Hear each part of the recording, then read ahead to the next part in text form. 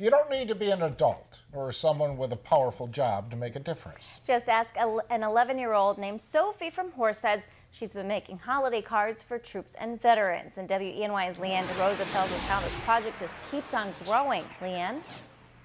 John and Renata, it started last year as a fun craft, a simple way to thank those who fight for our country. But that resulted in over 100 cards. So when Sophie decided to do it again this year, she knew she could make it bigger and better. Original goal was 1,000. So Sophie Kartzman grabbed some paper and markers and enlisted the help of some friends. And I was scared that we weren't going to make the goal. I was like, okay, everyone needs to come in and make cards. And so that's what everybody did. Word got around and soon the whole community was on board. Hundreds of cards poured in from multiple local schools, nursing homes, or anyone willing to help. Sophie's dream to brighten the spirits of soldiers in Afghanistan has infectious. It's nice that these kids are doing what they are. It's great. It's good for them, too. Well, this means so much to me because I had 2 sons in the service and a brother. And so I know a little bit of what they went through.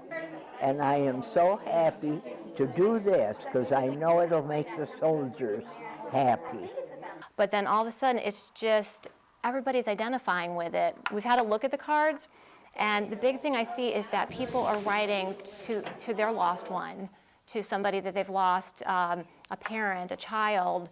They're just heartfelt, and it's such a moving experience to hear their stories. Knowing how appreciated her work is keeps Sophie going. About a month into the project, and she's well on her way past 2,000 cards. And with still 2 weeks left to go, her newest goal of 3,000 doesn't seem hard to reach. Now, I'm here with Sophie Kartzman herself. Sophie, thanks for joining us. She partnered with the Red Cross's Holiday Mail for Heroes program, so they will help get these cards to the troops overseas. So, Sophie, as of today, your projected total is 2,350. Can you believe it? And you still have 2 weeks left to go. When is your deadline? November 21st.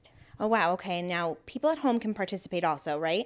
Can you give them some tips on how they can make cards themselves? Well, all they really need is just some color pencils, some construction paper, and like 2 minutes of their time.